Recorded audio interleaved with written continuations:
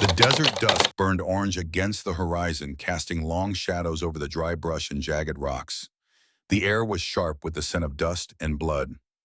On a narrow ridge above the valley, Silas Garrett reined in his tired horse ears, pricked to the distant cries below. He had been tracking rumors of raiders for 3 days, moving deeper into Apache territory with each mile. The whispers in the last trading popo spoke of men who left their victims as messages bound and abandoned for the scavengers. Silas had dismissed it as frontier talk, the kind of stories men told to feel brave around a fire. But nothing prepared him for the sight waiting in the gulch. Bound to a weathered post, a young Apache girl knelt in the dirt, her dress torn, her dark hair whipping in the wind. Around her, a half-circle of coyotes prowled, drawn by the weakness in her movements, their eyes glowing with hunger as they closed in. She lifted her chin defiantly, refusing to scream even as her body trembled. Silas's hand tightened on the rifle. He had seen cruelty before, men leaving women as bait for the scavengers of the plains. But this was worse. Deliberate humiliation. A death meant to be slow and public. His jaw clenched. He fired once, the shot echoing across the canyon.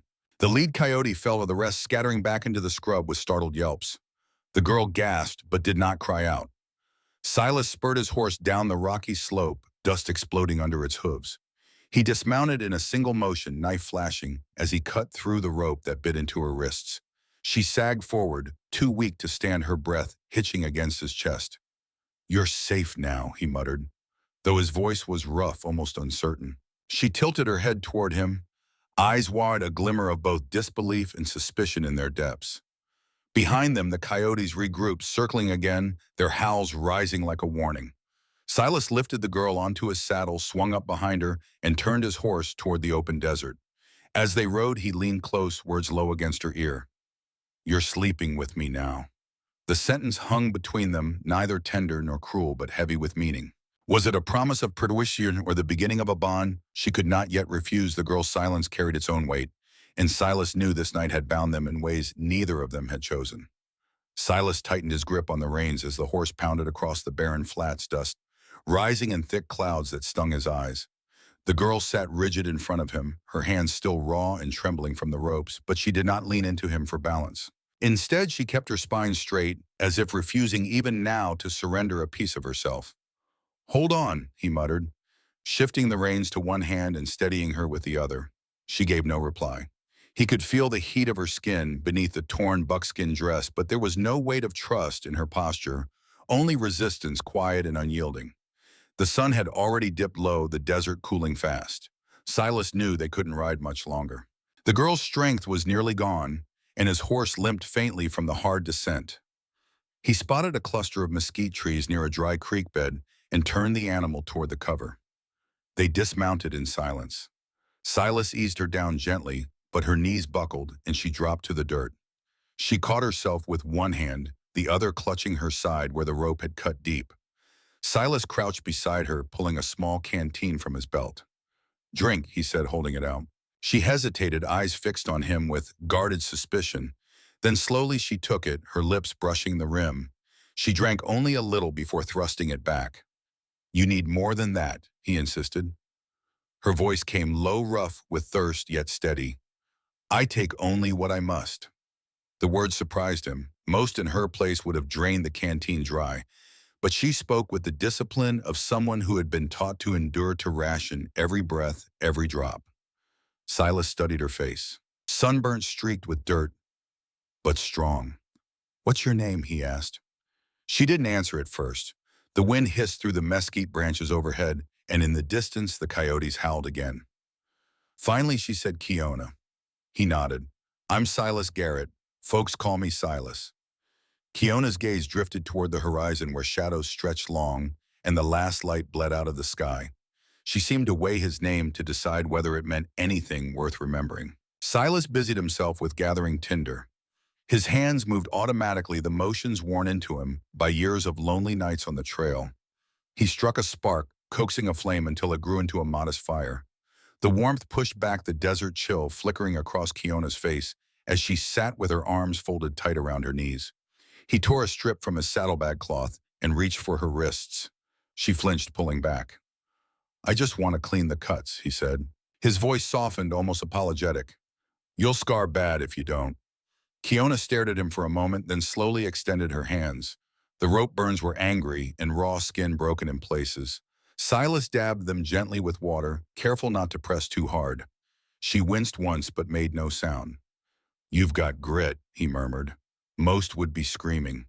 Her lips pressed into a line. Screaming feeds the wolves. The simplicity of the answer chilled him more than the night air. He wrapped the cloth around her wrist, tying it snug. His fingers brushed her skin only once, but it was enough to notice how cold she had become. They sat by the fire, the silence thick between them. Silas wanted to ask who had tied her to that post, who had left her as prey, but he bit the questions back. The desert was still awake, and questions could wait. The horse shifted nervously, ears flicking. Silas's eyes snapped up beyond the firelight. The darkness moved low shapes weaving in and out of the brush. Coyotes again, their patience unbroken. Their eyes glowed faintly in the dark, reflecting the fire. Silas reached for his rifle, sliding it across his knees. Stay close to the fire, he told her.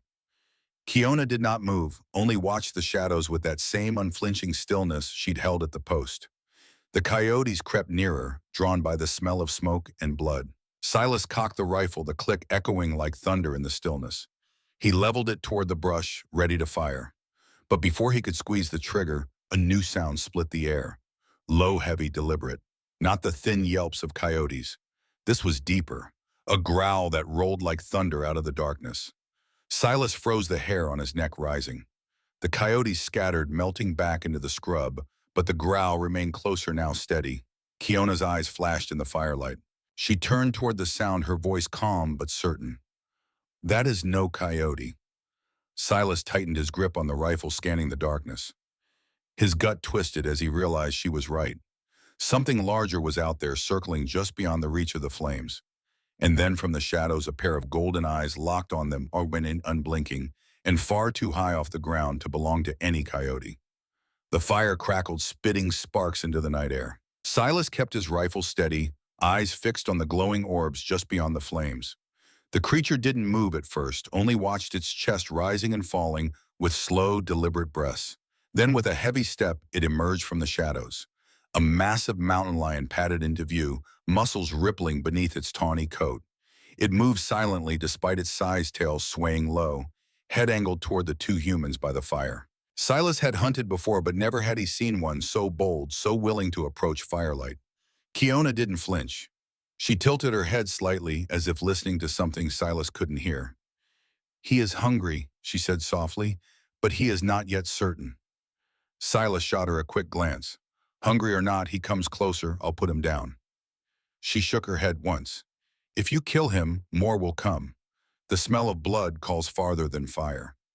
Her calm unnerved him. She sat cross-legged, hands resting lightly on her knees as though the predator across the flames were no more than a passing wind. Silas tightened his grip on the rifle anyway.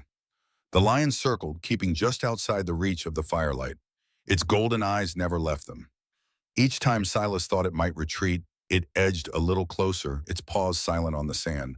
The horse stamped nervously, snorting, pulling against the reins tied to a low branch. Stay still, Silas whispered, though his own voice trembled with tension. Kiona rose slowly, every movement deliberate, her gaze fixed on the lion. Silas's gut twisted. What the hell are you doing? She didn't answer. She took a single step forward, placing herself between the fire and the beast. Her shoulders were square, her posture steady, her breath even. Silas nearly cursed aloud, raising the rifle, but her voice stopped him. Do not fire yet. The mountain lion paused, tail twitching its ears, flicked forward, curious. Kiona knelt, scooping a handful of sand, and let it slip slowly through her fingers. Her lips moved, whispering words Silas didn't understand. It wasn't prayer, not exactly. It was rhythm, like speaking to the earth itself. The lion's muscles bunched. Silas held his breath, finger tight on the trigger. Then with a sudden growl, the cat leapt sideways, vanishing into the scrub as quickly as it had come. Silence swallowed the clearing, broken only by the horse's ragged snorts and Silas's pounding heartbeat. He lowered the rifle, staring at her. What in God's name was that? Kiona turned back toward him, her face calm but her hands trembling faintly at her sides. He chose another path tonight, she said. Silas couldn't decide if it was luck, madness, or something deeper. He wanted to press her, to demand an explanation, but the exhaustion in her posture stopped him. She sank back down by the fire, pulling the blanket he'd left across her shoulders, and said nothing more. For a long while, neither spoke. The fire burned low, crackling, softly casting faint shadows on the dry creek bed. Silas watched her, the way her eyes reflected the flames, the way she sat unbowed despite everything she'd endured. He'd seen men twice her size crumble after less. Finally, he broke the silence. "You didn't scream when the coyotes came. You didn't scream when that cat near took us both?" "Why?" Kiona's gaze flicked to him, sharp and steady. "Noise brings death. Silence keeps you alive." Her words lodged in his chest heavier than he expected.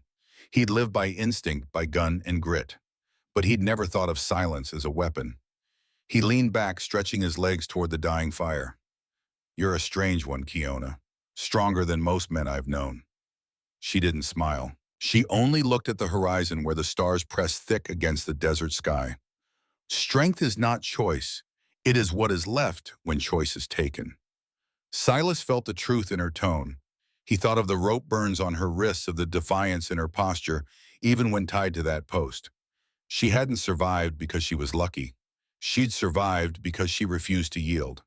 The fire dwindled to embers. Silas tossed on another branch, coaxing fresh flames. He pulled his coat tighter, leaning against the saddle. "Get some rest. We ride at dawn." Kiona lay down near the fire, pulling the blanket close. She didn't face him, but her breathing grew steady, slow. Silas sat awake a while longer, rifle across his lap, eyes scanning the darkness for movement. When at last sleep crept in, it was restless, haunted by golden eyes and whispered words he couldn't understand. He woke at first light to the sound of movement, soft, deliberate. Kiona was already up, crouched at the creek bed, her hands tracing the sand, eyes sharp and alert. Silas rubbed the sleep from his eyes and reached for his rifle. "What are you doing?" he asked. She didn't turn. "They were here." "Who?" Her hand brushed the imprint of a boot half buried in the sand. She looked back at him, her voice low but steady. "Men, not animals. They came in the night." Silas's stomach dropped. He scanned the horizon, but the desert stretched empty and endless. Whoever they were close. And worse, if they had seen the fire, they knew exactly where to find them. The morning light spread pale and cold across the desert, painting the land in shades of ash and gold. Silas crouched beside Kiona, studying the tracks she'd uncovered in the creek bed. The prints were deep, the edges still sharp. Whoever had left them had passed only hours before, maybe even while they slept. He ran a calloused thumb over the mark. 3 men, maybe 4. Heavy boots, not drifters. They walk with purpose. Kiona nodded. "Raiders." Her tone was certain, not a guess. Silas glanced up at her, catching the quiet steel in her gaze. She knew these men, or at least their kind. The same men he realized who might have tied her to that post, left her as prey. He rose, dusting his hands on his trousers. "If they're trailing us, we can't linger. Pack your things." Kiona gave him a look, sharp, cutting, but bent to gather the blanket anyway. She moved quickly, efficient, despite the rawness of her wrists and the stiffness in her limbs. Silas saddled the horse, his jaw tight. He hated the idea of leaving signs of their camp so fresh. The men would know they weren't far. By the time the sun cleared the horizon, they were already riding hard, the horse's hooves drumming a steady rhythm against the sand. Silas kept his eyes sweeping the ridges, every shadow a possible ambush. Kiona sat behind him, silent, one hand gripping the back of his coat for balance. Hours passed with only the whistle of the wind in their ears. But then, just past midday, Silas spotted movement on a far ridge, a flash of sunlight on metal. He pulled the reins sharply, guiding the horse into a shallow ravine. "They've found us," he muttered. Kiona leaned forward, her breath warm against his ear. "You should have let me walk. You're slower with me here." Silas barked a dry laugh. "And leave you to them? Not a chance." She was silent for a moment, then quietly, "You don't know what chance you take keeping me." Before he could answer, the crack of a rifle split the air. A plume of dust leapt from the earth beside them. Silas kicked the horse forward, heart hammering. Another shot rang out, closer this time. The ravine twisted sharply, offering cover. Silas pulled the horse to a stop, sliding from the saddle and dragging Kiona with him. They pressed against the rocky wall, breaths ragged. "Stay low," he ordered, checking the chamber of his rifle. Kiona crouched beside him, her eyes scanning the ridge with uncanny precision. She raised her hand, pointing toward a cluster of boulders. There, two men. Silas followed her gesture, squinting. Sure enough, a pair of shapes shifted behind the rocks. His chest tightened. She'd seen them faster than he had. Good eyes, he muttered. Her voice was calm but laced with bitterness. My people learned early. If you don't see first, you don't live. The words stung more than he expected. He took aim, waiting for a clear shot. But before he could fire, a voice echoed down from the ridge. Cowboy, rough mocking. Leave the girl and ride on. She ain't yours to keep. Silas's grip on the rifle tightened. He shouted back, she's not yours either. Laughter drifted down, cruel and sharp. She's ours by right. You think you can change an Apache's fate with bullets? Kiona's jaw clenched, her hands curling into fists. Silas glanced at her, but she refused to meet his eyes. The words clearly weren't meant for him. They were meant for her, a reminder of the chains she'd been dragged in. Another shot cracked, ricocheting off the stone above their heads. Dust rained down. Silas pulled her closer against the wall.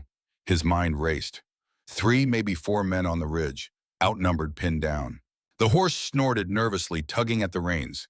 If they bolted now, they'd be cut down before they cleared the ravine. But if they stayed, they'd be boxed in until the men decided to come down and finish it. Kiona's voice broke through his thoughts, quiet but urgent. There is another way. He looked at her sharply. What way? She pointed down the ravine where a narrow slit in the rock cut toward deeper shadow. A path. My people used it to escape when soldiers came. They won't know it. Silas hesitated. It looked barely wide enough for a man to slip through, let alone a horse. But Kiona's certainty shook him. Are you sure? He pressed. Her eyes met his for the first time since the shots began. Do you trust me? The question hung heavy in the hot air, louder than the gunfire. Silas's throat tightened. Trust wasn't something he'd given easily. Not to men, not to women, not to strangers. Yet here he was, cornered with nothing but her word to stand on. Another shot rang out closer still. The men were moving down. Silas cursed under his breath, made his choice, and grabbed the reins. Stay close, he told her, guiding the horse toward the dark slit in the rock. As they slipped into the narrow passage, the echoes of the men's laughter followed, bouncing off the canyon walls. But the sound that froze Silas's blood came not from the ridge. It came from ahead, deeper in the shadows where Kiona's path led, a sound low and metallic. The rattle of spurs on stone. The narrow slit in the canyon pressed them close, the walls jagged and damp with the cool shadow that never saw the sun.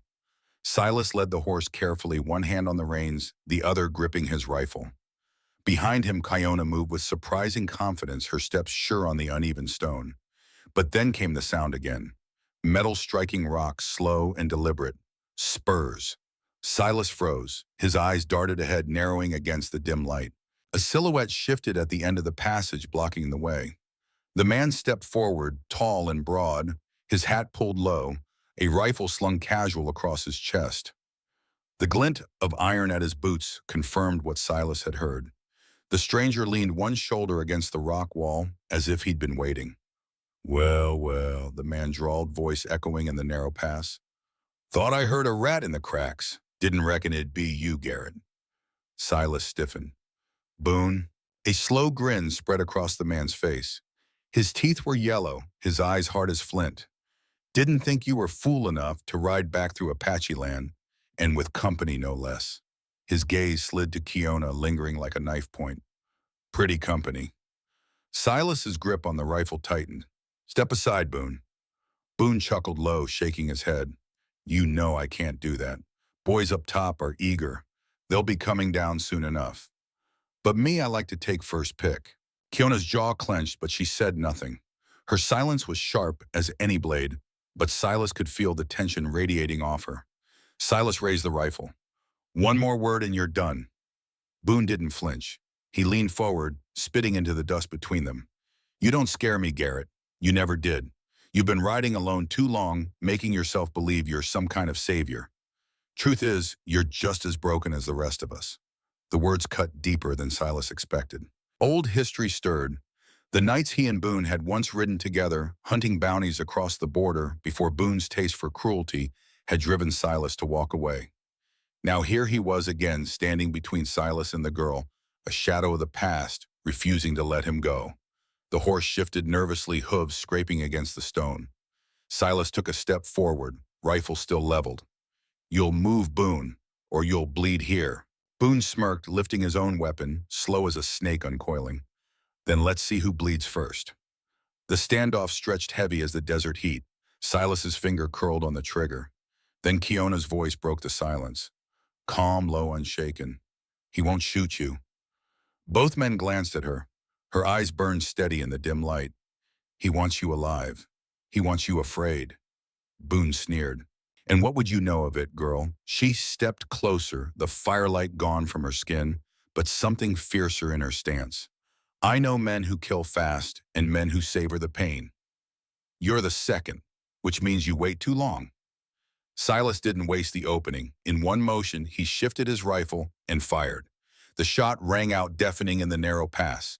Boone's hat spun off his head as the bullet grazed the rock inches from his face, showering him with shards of stone. Boone stumbled back, cursing, his grin twisted into a snarl.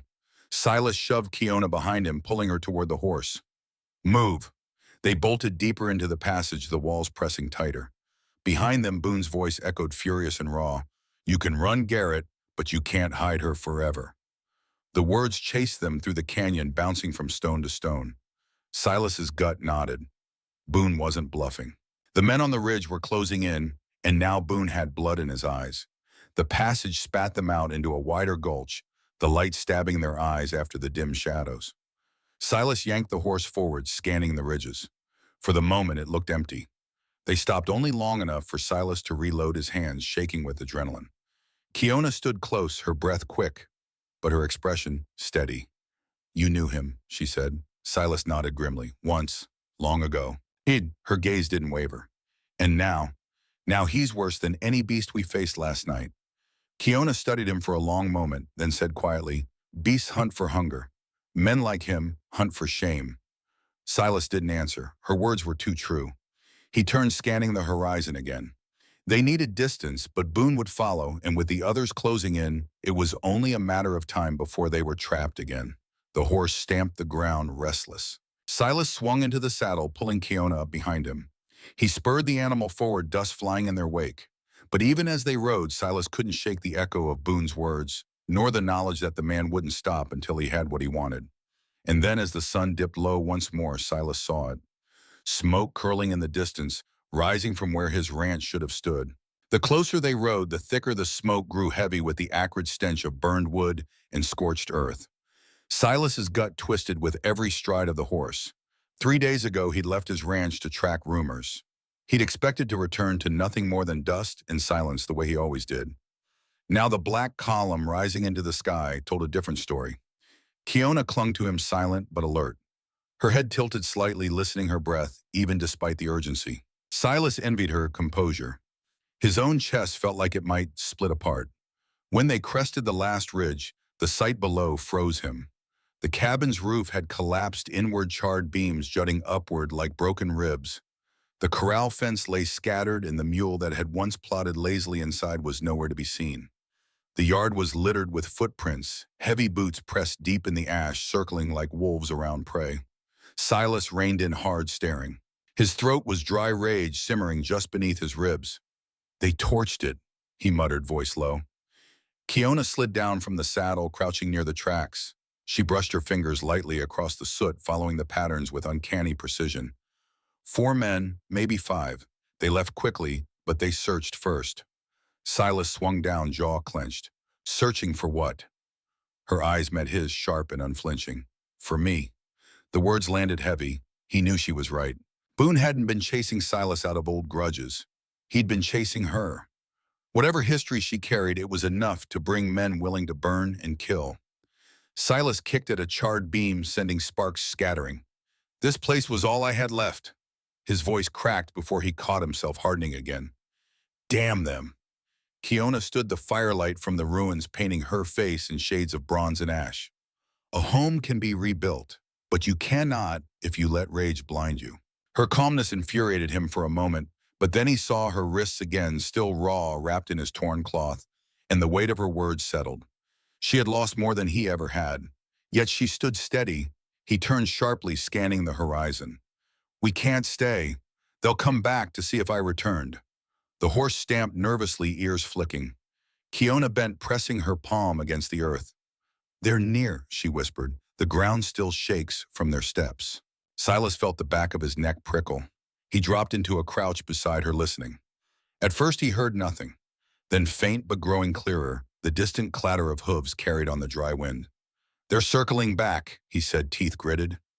Kiona's eyes darted to the canyon behind them where the smoke drifted thick. "If we ride now, they'll see us against the sky moon," Silas cursed under his breath. The open desert offered no cover. Running meant death. They needed another plan. He led the horse toward the collapsed barn, tugging Kiona behind him. The walls still stood, in part blackened, but strong enough to hide them from a distance. He pulled her into the shadows, crouching low as the hoofbeats grew louder. Minutes dragged. Then came the voices, rough mocking, carried clear in the still air. "Burned it good, didn't we?" one man jeered. "Bet Garrett comes back sniffing like a dog to his pen." Another voice, deeper, colder. "He'll come. He always does.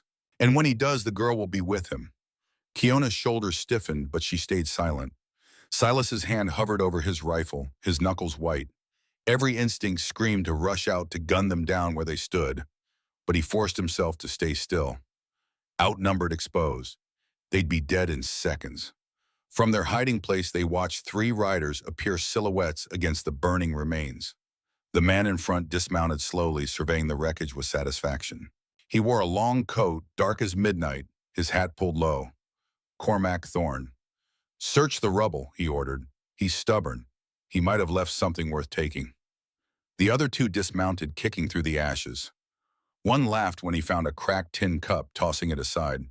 The other pulled up the charred remains of a chair, snapping it in half. Silas's chest burned. Every broken piece felt like a wound in his own flesh. He bit the inside of his cheek until he tasted blood, forcing himself not to move. Beside him, Kiona leaned close, her whisper barely audible.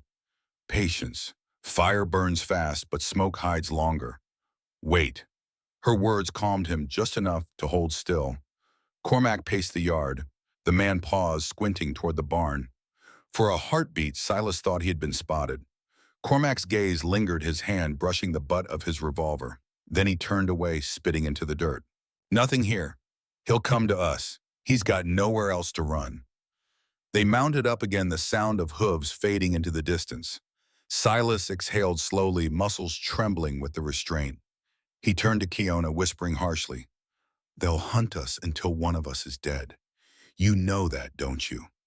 Her eyes held his without flinching. "Then you must decide. Are you running for yourself or for me?" The question struck deeper than any bullet. For a long moment, Silas had no answer. And then outside in the yard, a sudden crack split the air. Not a gunshot, but the snap of a branch under weight. Silas raised his rifle instantly, eyes darting toward the tree line. Someone else was here. The crack of the branch echoed, too sharp to be wind. Silas held his rifle steady, breath locked in his chest.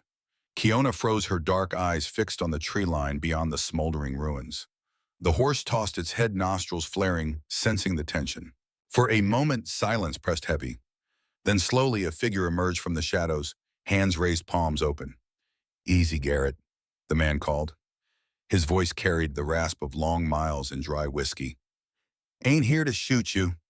Silas's jaw tightened. He knew that voice. It belonged to Boone Ketchum, the same man who had blocked their path in his canyon. But something was different now. The mocking edge was gone, replaced by something that sounded almost like caution. "Drop the rifle, Boone," Silas barked, "or I'll make sure you don't finish that sentence." Boone gave a dry chuckle, lowering his rifle and setting it carefully on the ground. He stepped forward, face weathered, beard ragged. "Word was Cormac's boys been sniffing after you. Figured I'd see if the stories were true." His eyes flicked to Kiona, lingering with a curiosity Silas didn't like. "And I reckon they are." Silas's stance didn't ease. "If you're riding with Cormac, walk away now." Boone shook his head, spitting into the dirt. "Ain't riding with nobody, not anymore. Cormac's gone meaner than a rattler. I got no taste for that." He squatted near the ashes, poking at a charred beam with his boot. Guessing he was looking for her. Kiona didn't move, her expression unreadable, but Silas felt her tense at his side, as though the weight of Boone's words were another set of ropes binding her. "What do you know?" Silas demanded. Boone's eyes narrowed, studying the girl. She ain't just some stray. Cormac don't burn down houses for scraps. He burns them for bounties. He paused, measuring his words. Heard tell of a price on an Apache girl. Sharp, some say, but sharper than any hunter. Word is she's carrying something that'll hang half the territory. Silas's stomach dropped. He turned to Kiona, but she wouldn't meet his gaze. Boone grinned faintly. Didn't figure you for the type to play hero, Garrett. Not after what happened in Abilene. Silas's blood ran hot. That was years ago. You keep your mouth shut. But Kiona spoke then, her voice calm but edged with iron. What happened in Abilene? The question cut clean. Silas opened his mouth, but no words came. The fire popped behind them, filling the silence. He couldn't. Boone chuckled again, shaking his head.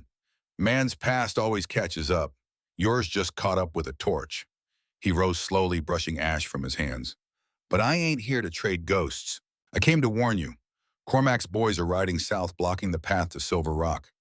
You try to head that way, you'll die. Silas frowned. And why the hell should I believe you? Boone met his eyes, the grin gone now. Because Cormac's worse than you remember.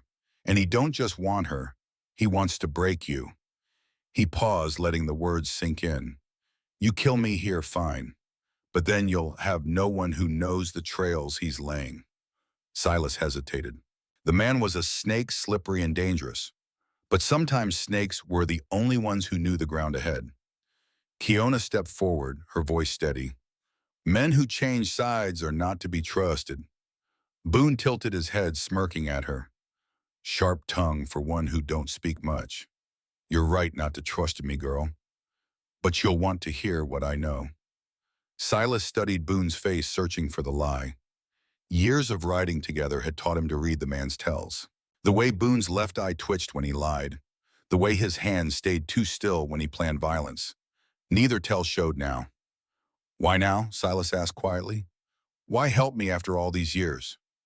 Boone's grin faded completely. He pulled up his sleeve, revealing a brand burned into his forearm.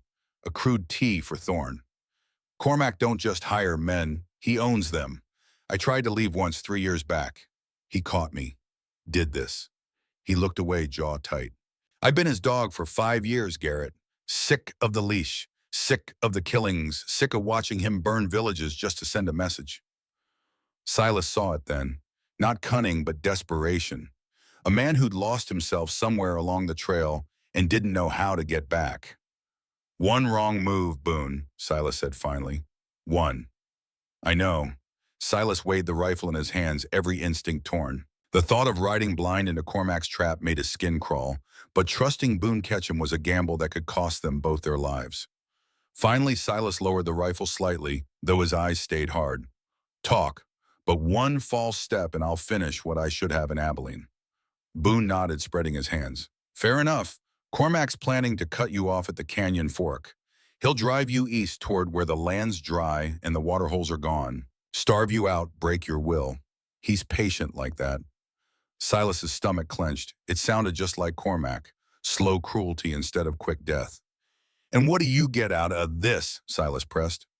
Boone's voice dropped lower. Same thing I always get. Survival. Cormac don't forgive debts, and I owe him plenty.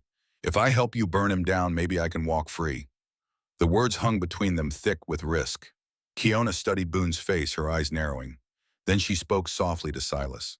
A man who fears another man more than death will betray you when fear returns. Her warning cut deep, but Silas's options were thin. He holstered the rifle, though his hand stayed close. We move west. Cormac won't expect it. You're riding with us, Boone. But one false step and I'll put you in the ground myself. Boone gave a low whistle, retrieving his rifle from the dirt. Fair deal, Garrett, fair deal. As they mounted up, Kiona's hand tightened briefly on Silas's arm.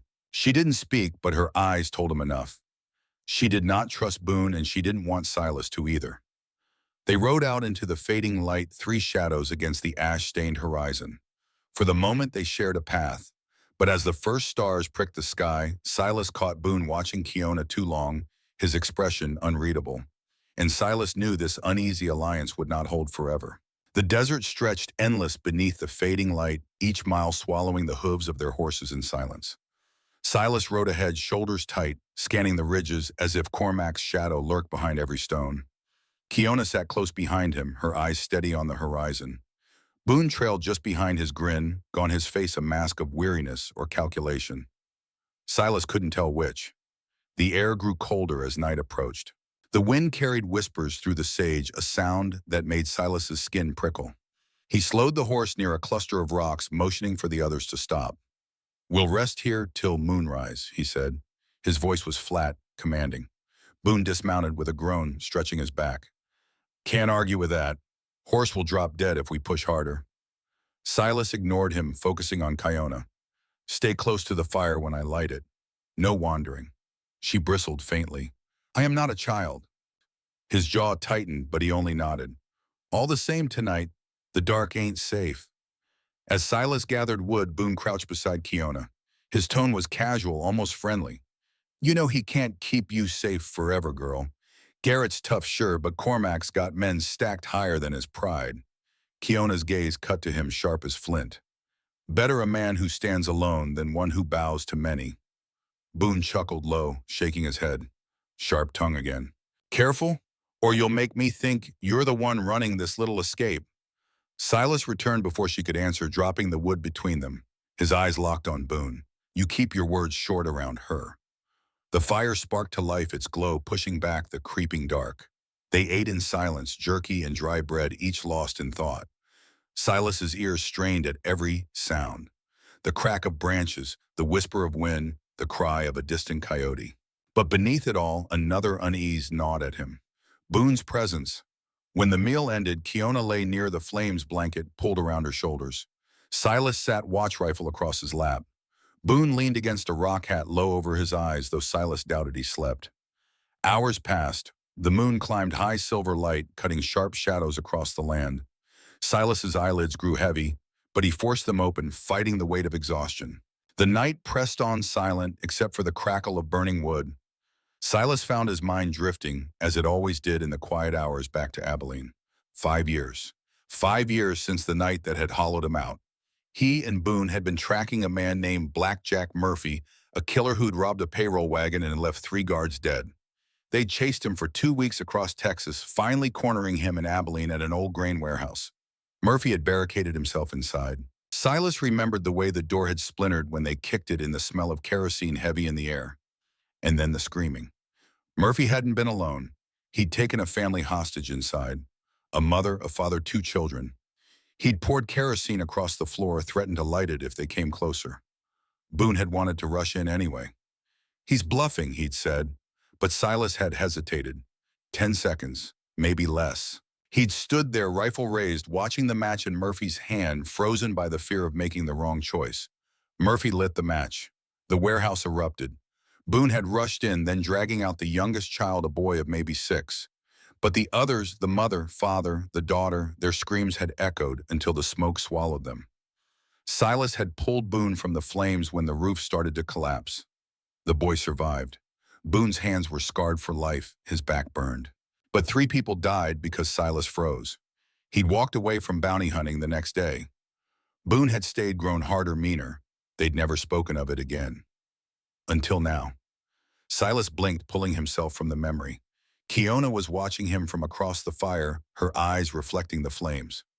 "You carry weight," she said softly. "I see it in how you move." Silas didn't answer. "The man you were," she continued, "he is not the man you are." "Wow. How would you know?" The words came out rougher than he intended. "Because the man you were would have left me to the wolves." The truth of it settled over him like a blanket. She was right. 5 years ago, he might have ridden past that post, told himself it wasn't his fight. But something had changed. Before he could respond, movement caught his eye. Boone was awake, slipping something into his saddlebag. The motion was quick, furtive. Silas's hand moved to his rifle. Boone noticed, froze. "Just checking my ammunition," Boone said casually. Too casually. Silas said nothing, but his eyes stayed locked on the man. The rest of the night passed in uneasy silence. Dawn crept slow across the desert, bleeding light into the hollow where they had camped.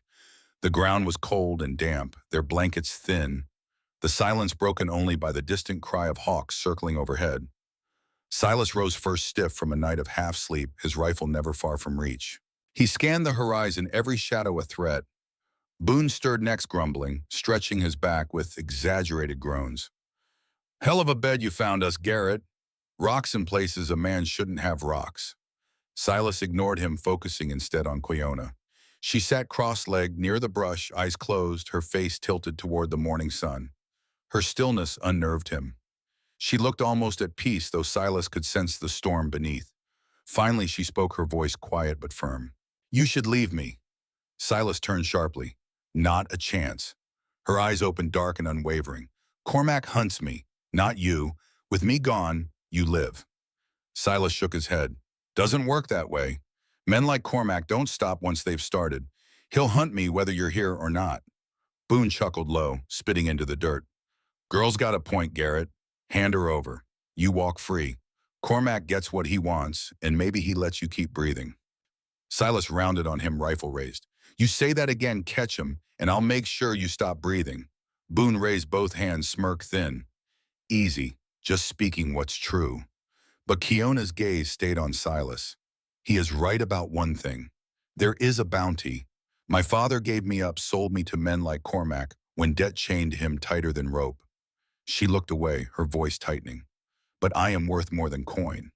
Not because of who I am, but because of what I carry. Silas's chest tightened. What do you mean? She reached into the fold of her dress, pulling free a small pouch of worn leather tied with sinew. She held it between them, her fingers trembling slightly. This. Silas frowned. What is it? Her eyes dropped to the pouch. It is the only thing my mother left me. Inside is proof, names, markings, trade records. Deals made between ranchers and soldiers selling Apache land for gold. She paused, her voice hardening. Cormac works for those men. That is why he hunts me. Silas's stomach dropped. The game was bigger than he had thought. Cormac wasn't chasing vengeance or simple cruelty. He was working for men who feared exposure. Men who would burn a dozen ranches to keep their secrets buried. Boone whistled low. Well, ain't that something? No wonder they want you, girl. You're a walking gallows rope for half the territory. Quiona closed her fist around the pouch. It is not for revenge. It is for truth. My people deserve to know why their homes burn, why their children starve. Without this, they are told lies. With it, they can fight. Silas felt the weight of her words press heavy on him. He thought of his own ranch, now ashes on the wind, and realized he wasn't just a bystander anymore. You should have told me, he said, her voice cut sharp. Would you have stayed knowing Cormac would never stop? Or would you have walked away like every other man? The words pierced him. Silas had walked away before. From Abilene, from responsibility, from the burden of other people's lives. I'm here, he said finally, and I'll see this through. Boone snorted, shaking his head. You're both mad. You think you can drag a pouch of names across the desert and topple men who got lawmen in their pockets? Hell, Garrett, you ain't just signing your death, you're signing mine too. Silas's eyes hardened. Nobody asked you to stay.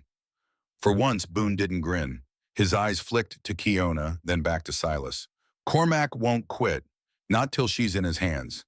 And if that pouch is what you say it is, there's more than Cormac after. You'll be hunted by ranchers, soldiers, maybe even judges. You're sitting on a fire that'll burn the whole territory. Quiona's face didn't waver. Then let it burn. Truth burns, but lies rot. The conviction in her voice silenced them both. Silas stared at her, seeing not just the girl tied to a post days before, but a woman carrying the weight of an entire people. He felt a shift deep inside. This wasn't about rescue anymore. It was about choosing sides in a war already raging. The wind shifted, carrying faint echoes of hoofbeats. Silas stiffened, listening. Quiona tilted her head, her voice low. They are closer than before. Silas grabbed the rifle, motioning to the others. We move now. If Cormac wants this fight, we give it to him on ground we choose. They mounted quickly, the horse uneasy beneath the weight of three. The horizon stretched wide, unforgiving. Silas spurred forward, Quiona's words echoing in his mind. Truth burns, but lies rot. And as the dust rose behind them, he knew Cormac was not far. But he also knew the real fire was no longer in Cormac's torch. It was in the leather pouch clenched tight in Quiona's hands. The sun burned high, washing the land in blinding white. Silas urged the horse harder, every muscle taut with urgency. Kiona clutched the saddle horn, the leather pouch still hidden in her fist. Boone rode alongside, sweat dripping from his brow, eyes darting nervously across the horizon. They had ridden for hours, but the hoofbeats behind them never faded. Dust plumes rose in the distance, Cormac's men relentless closing the gap. Silas pulled the horse into a shallow arroyo, the walls high enough to give cover. He dismounted quickly, tying the reins tight. "We can't outrun them anymore," he said, voice rough. "We make our stand here." Boone shook his head violently. "You're out of your damn mind. There's at least 6 riders back there, maybe more. You think 3 of us, one half-dead horse, can hold them off?" Silas's eyes narrowed. "I don't think. I know we got no other choice." Kiona slipped down from the saddle, her steps light, steady. She stood beside Silas, her face calm, though her eyes burned with something fiercer than fear. "If they want me, then let them come. I will not be tied again." Silas studied her, frail from days without rest, wrists still scarred but unbroken. She had the heart of steel he'd only seen in men hardened by war. Boone spat into the dust. "Then it's suicide. And I didn't sign up for suicide." Silas turned sharply, his voice low and lethal. "You signed up when you followed us. You stay, you fight. You run, and you'll die slower when Cormac finds you." Boone swallowed, his bravado faltering. He muttered curses under his breath, but began checking his revolver all the same. They worked quickly, dragging brush and loose stone to the mouth of the arroyo, forming a crude barricade. Silas positioned himself with the rifle. Boone crouched behind a boulder with pistols ready. Kiona knelt at Silas's side, eyes closed, listening to the approach. "They are close," she whispered. 6 riders, one heavier than the rest. Silas's gut tightened. Cormac. Minutes later, the thunder of hooves shook the ground. Shadows flickered on the ridge above, then descended. 6 men, dust rising like storm clouds around them. Cormac led, his coat long and black, his grin wide beneath the brim of his hat. He reined in just beyond rifle range, scanning the arroyo with slow satisfaction. "Garrett," he called, his voice carrying clear, "knew you couldn't run forever." Silas's rifle was steady, aimed at Cormac's chest. "Should have left it at Ash's, Cormac." Cormac laughed deep and cruel. "And missed the fun." No, you got something I want. Hand her over. Maybe I let you crawl out of this alive." Kiona rose, stepping into view beside Silas. The sight of her made Cormac's grin sharpen. "There she is, little bird with fire in her hands. Come now, girl. No need to bleed for a man who don't know what you're worth." Her voice rang out steady as stone. "I know my worth, and it is more than the coin of traitors." Cormac's grin faltered, his eyes narrowed. "She's got your tongue, Garrett. Careful or she'll hang you with it." He raised his hand, signaling his men. "Take them alive." The riders spurred forward, guns drawn. Silas fired first, the crack echoing through the arroyo. One rider dropped, tumbling hard into the dust. Boone's pistols barked wild but fast, driving another back. The rest closed in bullets, sparking off stone, the air thick with dust and smoke.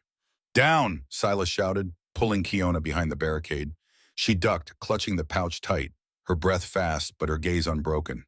Cormac dismounted, striding forward through the chaos, revolver steady in his hand. His presence alone seemed to bend the fight, his men rallying behind his shadow. He fired twice, bullets biting into the stone inches from Silas's head.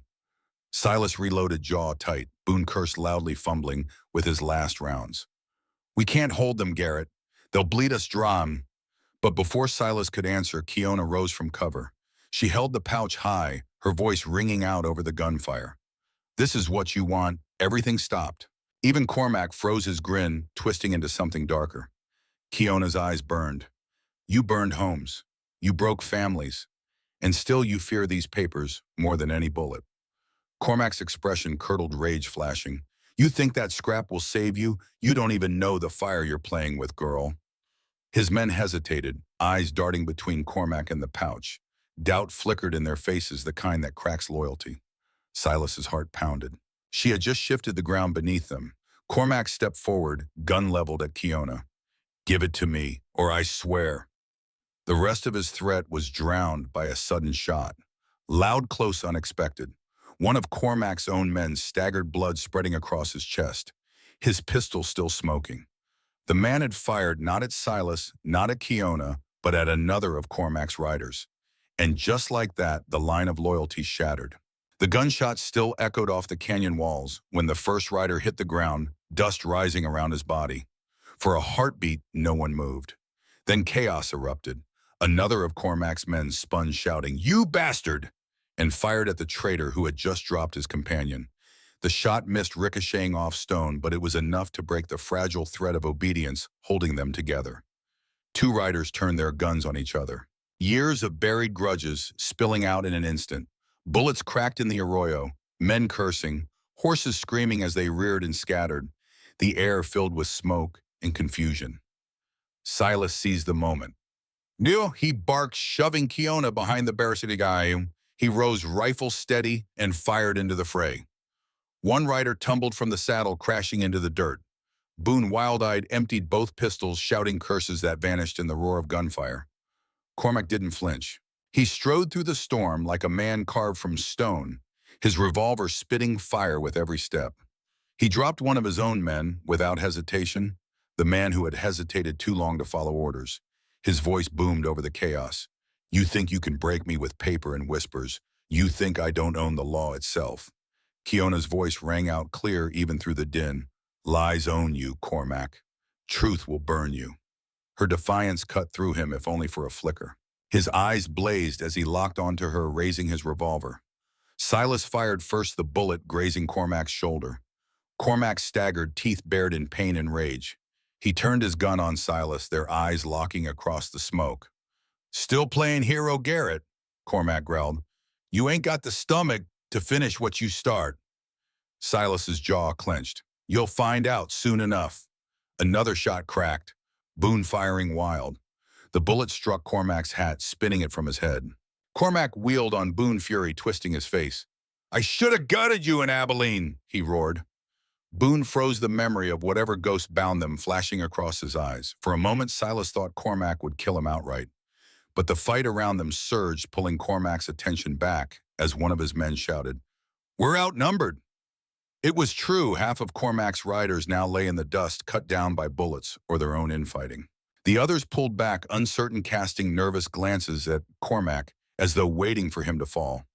Cormac stood, bleeding, coat-torn eyes burning with venom. He raised his revolver again, but this time his voice was calm, deadly calm.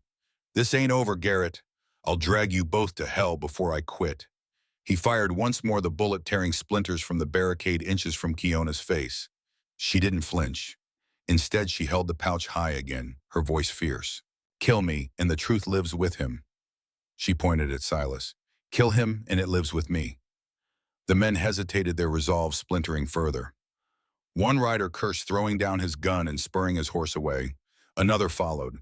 The rest shifted uneasily, unwilling to die for Cormac's madness. Cormac roared, firing into the sky in blind fury. "Cowards! You'll crawl back to me on your bellies before this is done." But his words rang hollow now. He was bleeding, outnumbered, his men scattering. Still, his eyes locked on Kiona with a predator's hunger. "The girl comes with me, Grim, one way or another." Silas stepped out from cover, rifle steady despite the ache in his arms. "Not today." For the first time, Cormac faltered. The confidence that had carried him through every cruelty wavered as the barrel of Silas's rifle bore down on him. He spat into the dust, backing toward his horse. "This ain't finished," he hissed. "You think paper and pride make you strong? I'll show you strength. I'll tear the world down till there's nowhere left to run." He mounted, blood dripping from his sleeve, and spurred his horse hard, vanishing into the haze of dust. The arroyo fell silent except for the labored breathing of those who remained. Boone lowered his pistols with a shaky laugh. "Well, wasn't that a fine dance?" Silas ignored him, rushing to Kiona. "You hurt?" She shook her head, though her chest rose fast. "Not hurt, but this ends only when Cormac ends." Silas nodded grimly. He knew she was right. The fight was not victory. It was only survival. And survival meant the war was far from done. As the last echoes of hooves faded, Silas looked to the horizon. The sun blazed mercilessly, casting long shadows that promised more blood before nightfall. And deep inside, he knew Cormac would not retreat to lick his wounds. He would return stronger, meaner, and with allies who cared nothing for truth or justice. The pouch in Kiona's hands weighed heavier than iron, and Silas realized they weren't just carrying evidence anymore. They were carrying the spark of a fire that could burn the whole territory to ash. The sun dipped low as they rode west, the sky bleeding red and gold across the horizon. Every hoofbeat echoed like a drum of war. Silas's rifle lay across his lap, but his grip was tighter on the reins than the steel. Kiona rode steady behind him, her hands clutching the pouch that had already cost them too much. Boone followed, hat pulled low, his eyes scanning the trail with restless suspicion. They hadn't spoken since the fight in the arroyo. The silence weighed heavy, each of them wrapped in their own thoughts. Silas's mind replayed Cormac's words. "You'll crawl back to me on your bellies before this is done." He knew Cormac wasn't bluffing. The man would return with fresh riders, maybe with soldiers bought by gold and whiskey. And when he did, there would be no half measures. By dusk, Silas pulled the horse into a dry hollow surrounded by stone. The place offered shelter from the wind, but little else. He swung down, scanning the ridges. "We'll rest here tonight," he said. Boone snorted. "Rest with Cormac breathing down our necks." "You're losing your edge, Garrett." Silas turned, eyes like flint. "You want to keep riding in circles till the horse drops dead. Be my guest. Otherwise, you'll shut up and help gather wood." For once, Boone said nothing. He tossed his reins aside and stomped off, muttering under his breath. Kiona slipped from the saddle, her face calm but drawn. She crouched near the fire Silas lit, watching the flames catch. After a while, she spoke quietly. "He will come again, with more men, with law at his side." Silas didn't look at her. "I know. You cannot fight him alone." "I ain't alone." His voice came sharper than he meant, but her gaze softened, as if she understood more than he could admit. Later, when the fire burned low, Silas took first watch. Boone sprawled against a rock, hat tipped over his eyes. Kiona sat near Silas, the pouch still in her lap. She untied the sinew cord, opening it for the first time since she revealed its secret. Inside were folded papers. Edges yellowed, ink faded but still clear. She spread them carefully in the firelight. Silas leaned closer. "What's it say?"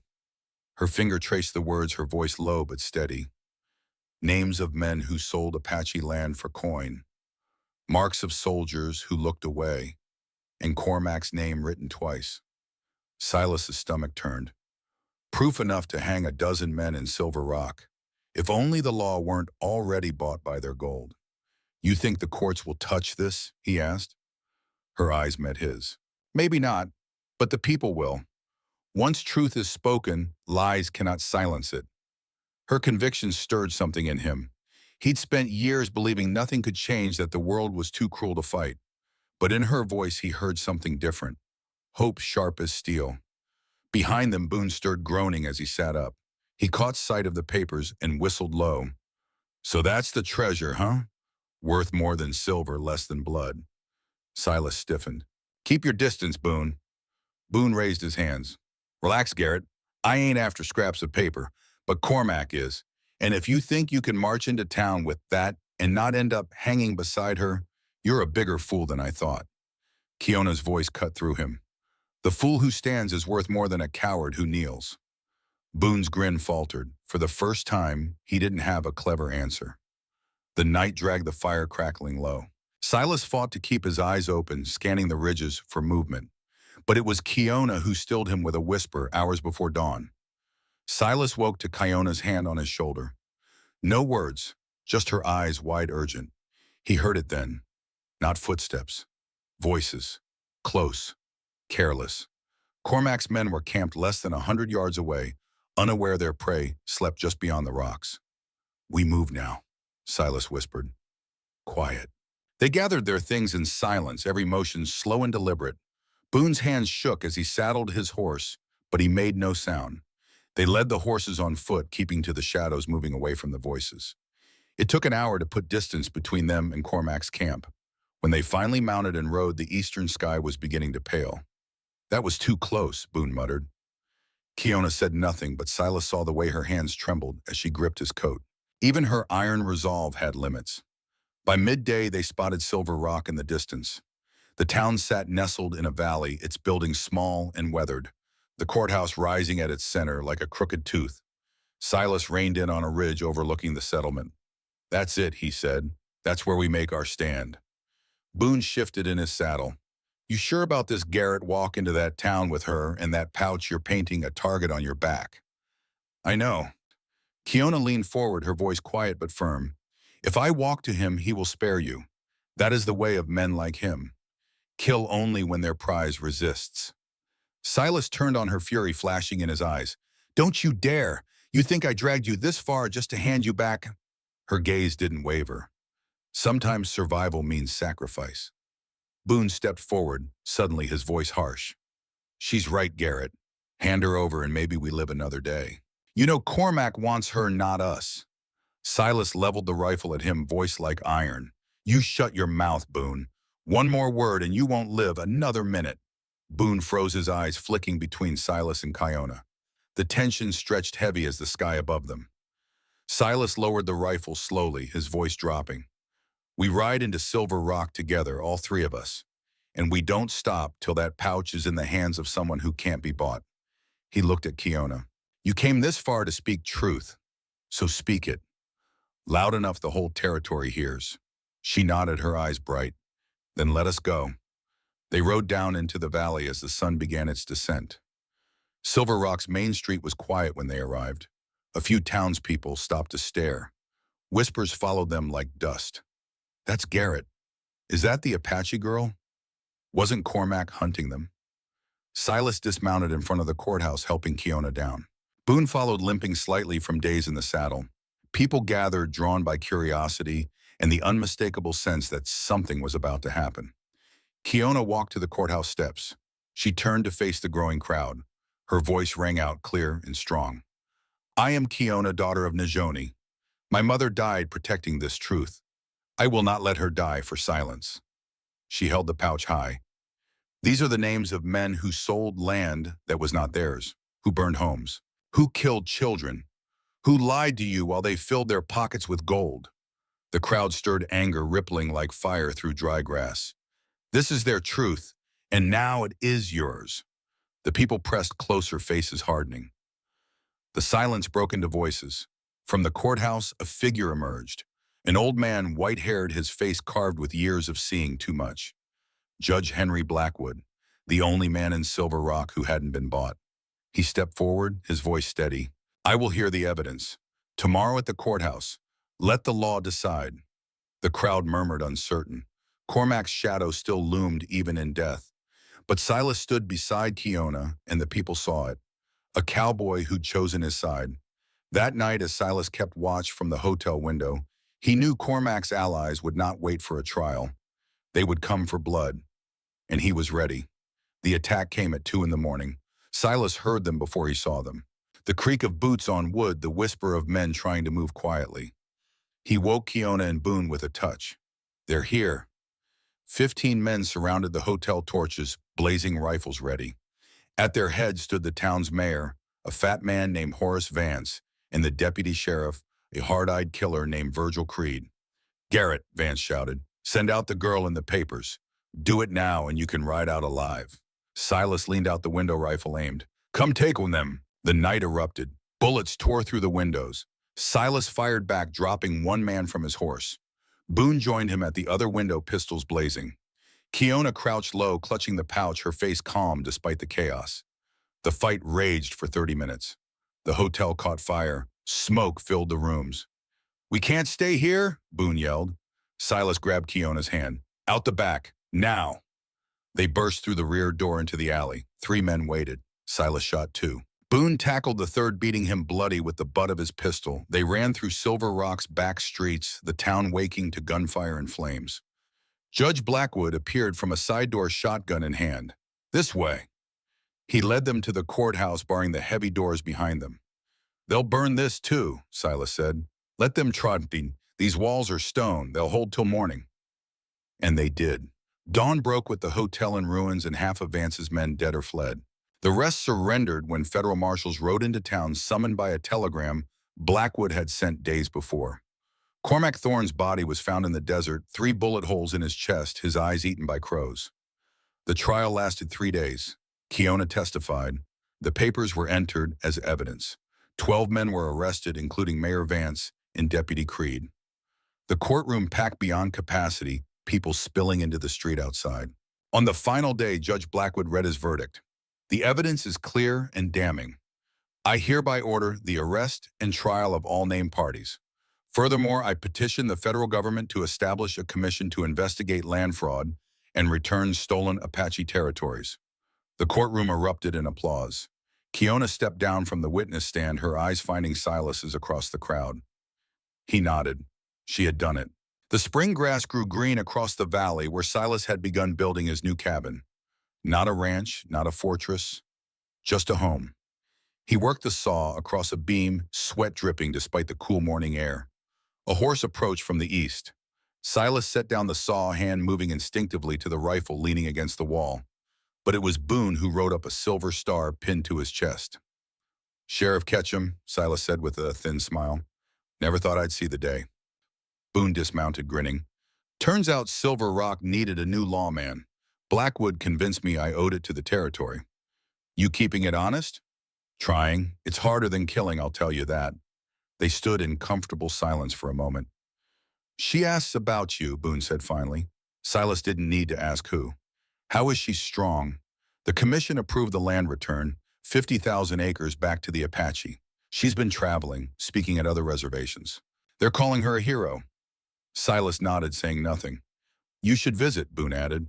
"She'd want to see you." "Maybe." Boone studied him for a long moment, then clapped him on the shoulder. "Don't wait too long, Garrett. Life's short, even for men like us." He rode off, leaving Silas alone with his thoughts.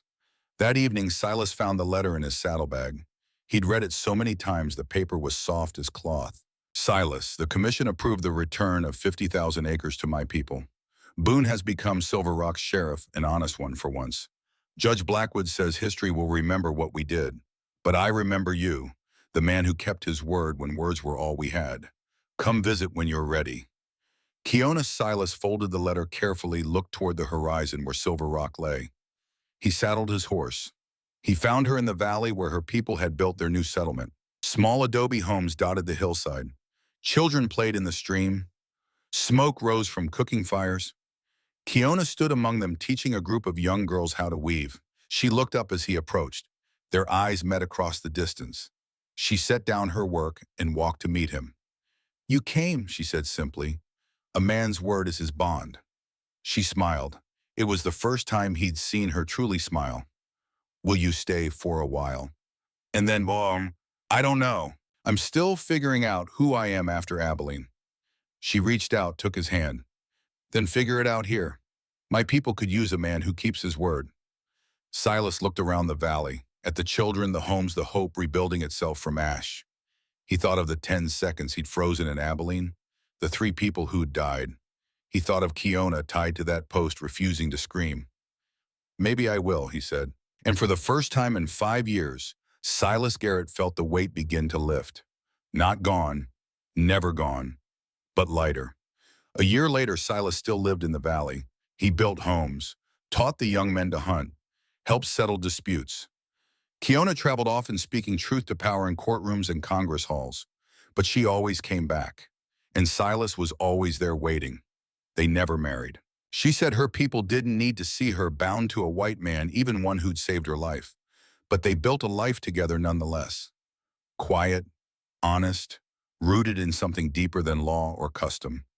On winter nights, they would sit by the fire and she would tell him stories of her mother, of the old ways of the battles still to come.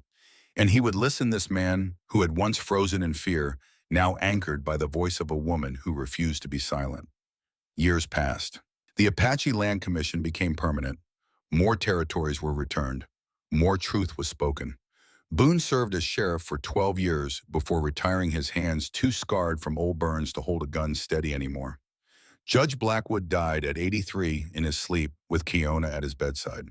And Silas Garrett, the cowboy who'd saved one girl and found his own salvation, lived to see the 20th century dawn. On his deathbed, surrounded by the children of the valley who'd grown up calling him Uncle, Kiona held his hand. "Did I do right?" he whispered. After Abilene, she leaned close, her voice strong despite her tears. "You gave your word. You kept it. That is all any man can do." He smiled. "You're sleeping with me now," he said, echoing the words he'd spoken so long ago in the desert. "I always was," she replied. And Silas Garrett closed his eyes for the last time. The weight finally completely lifted.